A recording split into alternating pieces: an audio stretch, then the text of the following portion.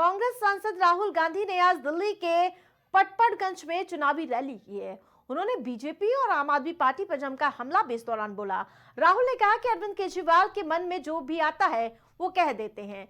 जब सियासत में आए थे तो छोटी सी गाड़ी थी, कहा था नई तरीके की राजनीति करूंगा और दिल्ली को बदल दूंगा, लेकिन जब गरीबों को उनकी जरूरत थी तब वो दिखे नहीं। उन्होंने कहा जब दिल्ली में हिंसा हुई तब केजरीवाल कहीं नहीं दिखे। वो साफ राजनीति का दावा करते थे, लेकिन सबसे बड़ा शराब घोटाला उन्हीं के राज में हुआ। और साथ ही उन्होंने कहा कि केजरीवाल शीश महल में रहते हैं। तमाम जो मुद्दे लेकर राहुल गांधी हमलावर नजर आए, उन्होंने जहां अन्ना आंदोलन से लेकर सारी एक एक करके उनकी राजनीतिक बखिया उखेड़ डाली। जहां आपको बता दें कि शराब घोटाले को लेकर चाहे भारतीय जनता पार्टी हो या फिर कांग्रेस पार्टी लगातार हमलावर नजर आ रही है। इससे पहले जहां बी टीम बताने की होड़ दोनों ही पार्टियों में मची हुई थी। जो भी मन में आता है कह देते हैं। पहले आए थे, छोटी सी गाड़ी थी,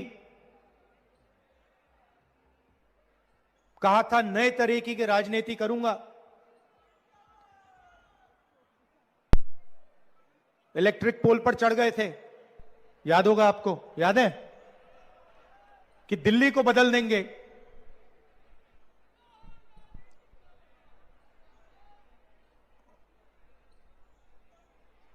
और जब गरीबों को जरूरत पड़ी तो कहीं नहीं दिखे वो। जब दिल्ली में हिंसा हुई कहीं नहीं दिखे वो। और कहा था कि साफ राजनीति लाऊंगा। और सबसे बड़ा लिकर का स्कैम दिल्ली में हुआ है और उनके घर की आपने फोटो देख ली। नरेंद्र मोदी जी ने मुझे घर से बाहर निकाल दिया, फेंक दिया उठा के। मैंने चाबी दी, मैंने उनसे कहा भैया लो अपना घर, मुझे नहीं चाहिए, भागो यहां से। और केजरीवाल जी महल में रहते हैं। इसके अलावा राहुल ने आरएसएस और बीजेपी पर भी हमला बोला। जी हां, उन्होंने कहा कि आरएसएस और बीजेपी भाई भाई को लड़ाती है और उसके जवाब में उन्होंने खुद की पार्टी की मानसिकता भी जाहिर की। उन्होंने कहा कि हमें नफरत के बाजार में मोहब्बत की दुकान खोलनी है। हम नफरत का हिंदुस्तान नहीं चाहते, हमें मोहब्बत की दुकान चाहिए। हमारी लड़ाई संविधान की है। इसको समझाने का सबसे आसान तरीका, नफरत के बाजार में मोहब्बत की दुकान खोलनी है। और कुछ कहने की जरूरत ही नहीं होती।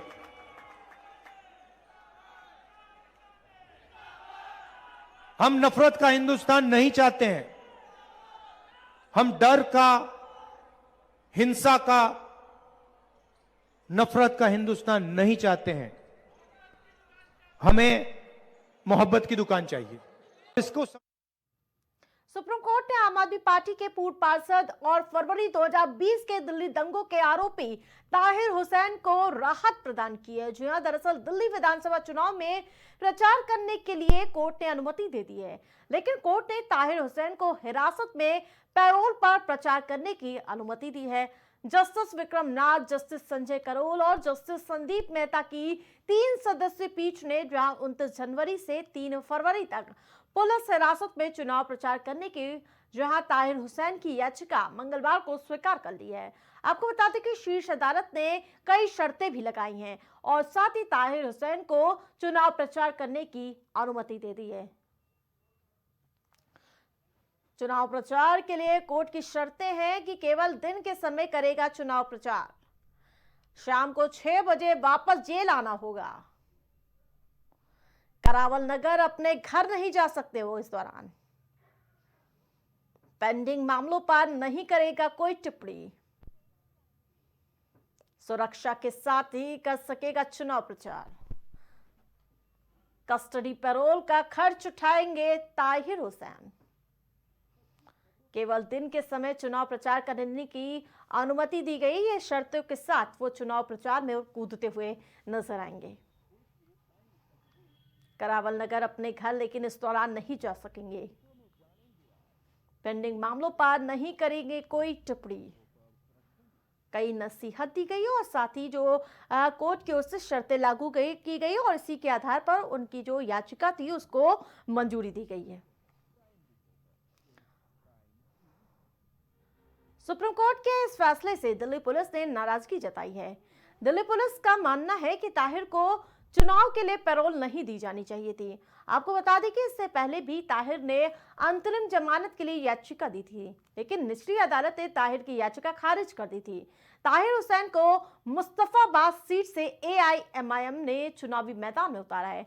हालांकि टिकट मिलने के बाद से ही ये मामला विवादों के घेरे में है और देश में एक बहुत बड़ा वर्ग ताहिर हुसैन को टिकट दिए जाने का विरोध कर रहा है। हालांकि अब उन्हें पैरोल मिल चुकी है और दिल्ली चुनाव में क्या परिणाम आते हैं, यह आगामी दिनों में देखने वाली बात होगी।